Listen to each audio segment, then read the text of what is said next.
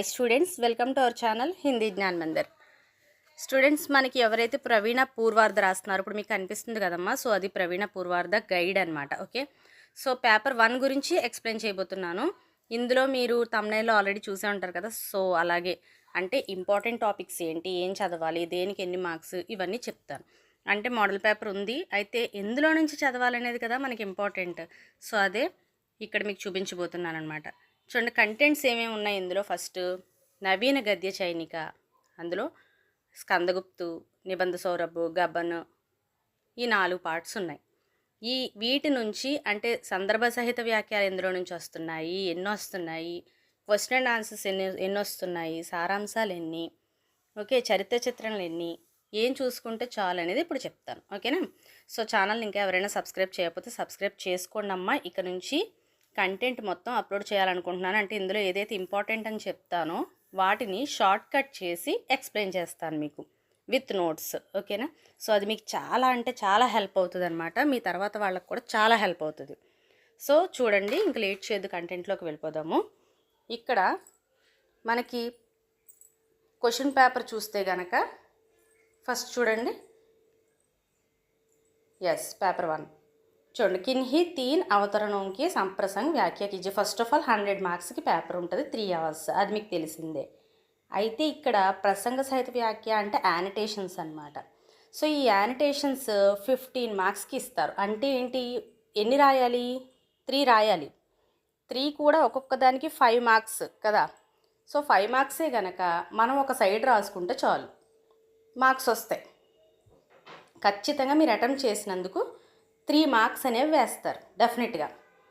So అది మనం సింపుల్గా ఎలా రాసుకోవాలనేది నేను తర్వాత ఎక్స్ప్లెయిన్ చేస్తాను. అయితే వేటి నుంచి ఇస్తారనేది ఇక్కడ మీకు కనిపిస్తుంది చూడండి. ఫస్ట్ది లెసన్ 1 నుంచి ఇచ్చారు, పేజ్ నెంబర్ 6, అది గైడ్లో లెసన్ 1 నవీన్ గద్య చైనిక నుంచి వచ్చిందనమాట. సెకండ్ది లెసన్ 3, అందులో నుంచే. అంటే ఏంటి, నవీన్ గద్య చైనికలో నుంచి మనం 1 to 5 లెసన్స్ చదువుకోవాలని చెప్పాం కదా. సారాంశం అందులో నుంచే వస్తుంది. అలాగే ఈ సప్రసంగ వ్యాఖ్యలు కూడా ఆ ఫస్ట్ 5 లెసన్స్లో నుంచి 2 వచ్చే ఛాన్సెస్ ఉన్నాయి. నెక్స్ట్ చూడండి, నిబంధ సౌరభ్ నుంచి 2 ఇచ్చాడు. అందులో కూడా మనం 1 to 5 లెసన్స్ చదువుకోవాలని చెప్పాను. నేను ఇంకా వీడియో చేశాను, ఇంపార్టెంట్ ఏమేమి చదవాలి, ఏ లెసన్స్ చదవాలి అనేది ఒకసారి అందులో చూడండి. సో అందులో మనకి 2 ఇచ్చాడు. ఇంకా మిగిలినవి వదిలేసేయండి, ఎక్కువ కాన్సన్ట్రేట్ చేయొద్దు. ఎందుకంటే మనం రాయాల్సినవి 3, ఇక్కడ మనం 4 కూడా మనం నవీన్ గద్య చైనిక నుంచి 2, నిబంధ సౌరభ్ నుంచి 2 వచ్చినాయి కనుక వీటి నుంచే అంటే మనం చదువుకున్న అందులో 5 లెసన్స్, ఇందులో 5 లెసన్స్ నుంచే వస్తాయి. సో ఆ క్లారిటీ అయితే మీకు వచ్చింది కదా. ఇప్పుడు నెక్స్ట్ 5 మార్క్స్ కనుక ఇంతకు మించి మనం ఎక్కువ ఆలోచిస్తే మిగిలినవి చదవడం కష్టం అవుతుంది. ఓకేనా. సో నెక్స్ట్ చూడండి, నెక్స్ట్ పేజ్, సెకండ్ది पठित पुस्तक के आधार पर किसी एक पर विवेचनात्मक लेख लिखिए. అంటే ఏం లేదు, సారాంశం లిఖిए అని అర్థం అంతే. సో అది కూడా ఫస్ట్ 5 లెసన్స్లో నుంచే ఒకటి పక్క. మనం అది నవీన్ గద్య చైనిక నుంచి ఒకటి ఇచ్చాడు, 16 మార్క్స్ కదా. 3 సైడ్స్ కంపల్సరీ రాయాలి, 3 సైడ్స్ రాయాలి. ఆ సారాంశం ఎంత రాయాలో అంతా నేను మీకు నోట్స్ చేసి అదొక వీడియో చేస్తాను. ఓకేనా. ఆ 5 లెసన్స్ ఇంపార్టెంట్ లెసన్స్ వీడియోలు నేను చేస్తాను. తర్వాత థర్డ్ చూడండి, మళ్ళీ సారాంశమే, అది నిబంధ సౌరభ్ నుంచి ఇచ్చాడు. నవీన్ గద్య చైనిక నుంచి 5 లెసన్స్, నిబంధ సౌరభ్ నుంచి 5 లెసన్స్ మనం చదువుకుంటే చాలు.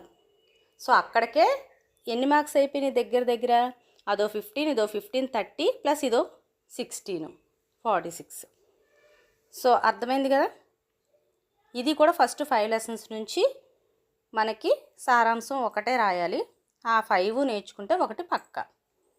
తర్వాత మనకి స్కందగుప్తు ఉంది, గబన్ ఉంది కదా. సో స్కందగుప్తు నుంచి చరిత్ర చిత్రణలు అంటే క్యారెక్టర్స్ మాత్రం వస్తాయి. అవి కూడా ఇంపార్టెంట్, ఒక 7 ఎన్నో చూసుకుంటే ఈజీగా మనం రాయొచ్చు. ఇందులోంచి సారాంశాలు ఏమీ రావు, కానీ క్యారెక్టర్స్ని మనం ఎక్స్ప్లెయిన్ చేయాలి. 15 మార్క్స్కి గనక ఖచ్చితంగా ఒక 3 సైడ్స్ రాయాలి. తర్వాత గబన్ దాని నుంచి కూడా క్యారెక్టర్స్ వస్తాయి, అది కూడా 15 మార్క్స్, అది 3 సైడ్స్ రాయాలి. అంటే ఇక్కడ ఎస్సేస్ రాసేవి చాలా ఎక్కువ ఉన్నాయి. అందుకని మనం టైమింగ్స్ కూడా చూసుకోవాలి. ఉన్న 3 అవర్స్లో హాఫ్ అన్ అవర్లో సందర్భ సాహిత్య వాక్యాలు రాసేయగలిగితే కనుక 3 కదా రాసేయాలి. తర్వాత హాఫ్ అన్ అవర్లో సెకండ్ ఎస్సే రాసేస్తే 1 అవర్ అవుతుంది అక్కడికి. తర్వాత చరిత్ర చిత్రణలు ఈ 3 రాసేటప్పటికి 1 అవర్ సరిపోతుంది.